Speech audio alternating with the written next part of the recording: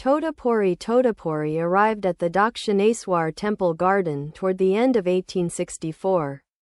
Perhaps born in the Punjab, he was the head of a monastery in that province of India and claimed leadership of 700 sannyasis. Trained from early youth in the disciplines of the Advaita Vedanta, he looked upon the world as an illusion.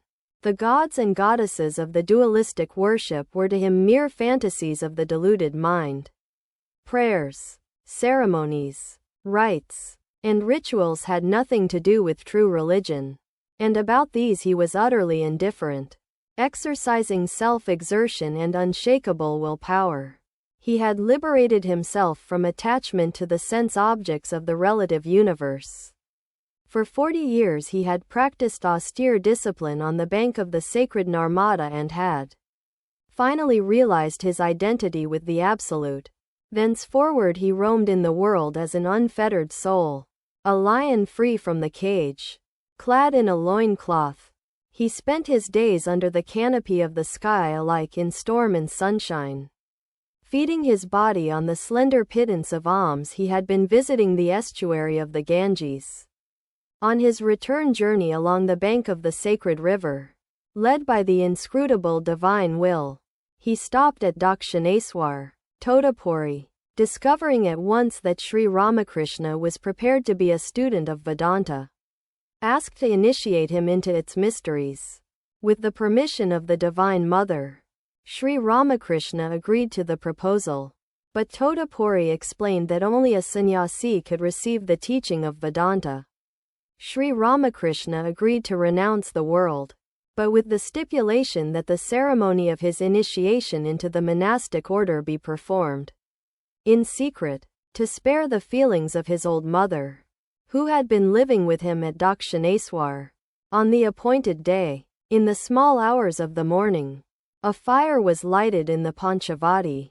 Totpuri and Sri Ramakrishna sat before it. The flame played on their faces. Ramakrishna was a small brown man with a short beard and beautiful eyes. Long dark eyes, full of light, obliquely set and slightly veiled, never very wide open, but seeing half closed a great distance both outwardly and inwardly. His mouth was open over his white teeth in a bewitching smile, at once affectionate and mischievous. Of medium height, he was thin to emaciation and extremely delicate. His temperament was high-strung, for he was supersensitive to all the winds of joy and sorrow, both moral and physical. He was indeed a living reflection of all that happened before the mirror of his eyes. A two-sided mirror, turned both out and in, facing him. The other rose like a rock. He was very tall and robust, a sturdy and tough oak. His constitution and mind were of iron. He was the strong leader of men. In the burning flame before him Sri Ramakrishna performed the rituals of destroying his attachment to relatives, friends, body, mind, sense organs, ego, and the world. The leaping flame swallowed it all, making the initiate free and pure. The sacred thread and the tuft of hair were consigned to the fire, completing his severance from caste, sex, and society. Last of all he burned in that fire, with all that is holy as his witness, his desire for enjoyment here and hereafter. He uttered the sacred mantras giving assurance of safety and fearlessness to all beings, who were only manifestations of his own self. The rites completed, the disciple received from the Guru the loincloth and ochre robe, the emblems of his new life. The teacher and the disciple repaired to the meditation room nearby. Totpuri began to impart to Sri Ramakrishna the great truths of Vedanta. Brahman, he said, is the only reality, ever pure, ever illumined, ever free, beyond the limits of time, space, and causation, though apparently divided by names and forms through the inscrutable power of Maya, that enchantress who makes the impossible possible. Brahman is really one and undivided. When a seeker merges in the beatitude of samadhi, he does not perceive time and space or name and form. The offspring of Maya, Whatever is within the domain of Maya is unreal. Give it up. Destroy the prison house of name and form and rush out of it with the strength of a lion. Dive deep in search of the self and realize it through samadhi. You will find the world of name and form vanishing into void, and the puny ego dissolving in Brahman consciousness. You will realize your identity with Brahman. Existence, knowledge, bliss absolute. Quoting the Upanishad, Totpuri said that knowledge is shallow by which one sees or hears or knows another. What is shallow is worthless and can never give real felicity. But the knowledge by which one does not see another or hear another or know another, which is beyond duality, is great, and through such knowledge one attains the infinite bliss. How can the mind and senses grasp that which shines in the heart of all as the eternal subject?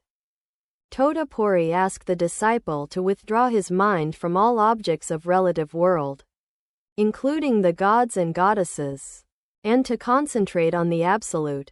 But the task was not easy even for Sri Ramakrishna. He found it impossible to take his mind beyond Kali, the divine mother of the universe. After the initiation, Sri Ramakrishna once said, describing the event, Nangta began to teach me the various conclusions of the Advaita Vedanta and asked me to withdraw the mind completely from all objects and dive deep into the Atman.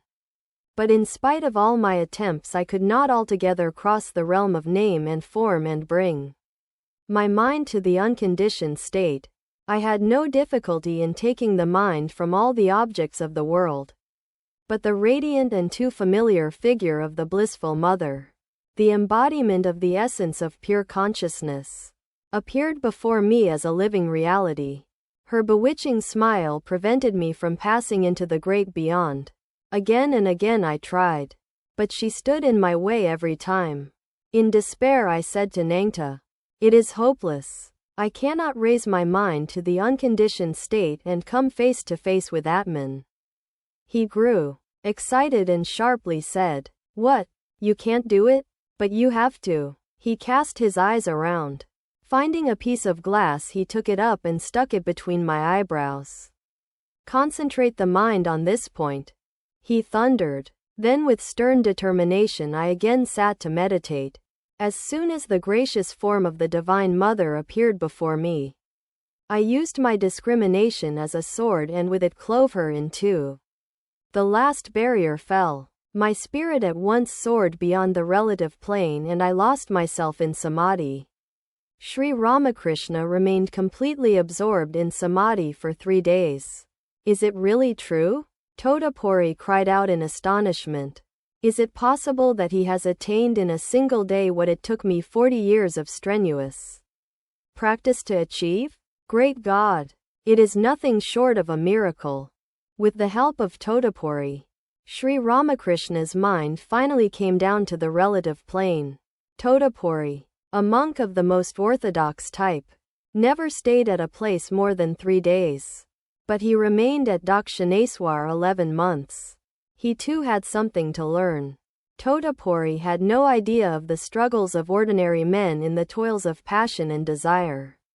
Having maintained all through life the guilelessness of a child, he laughed at the idea of a man's being led astray by the senses.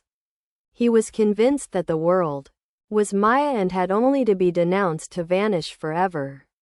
A born non-dualist, he had no faith in a personal God.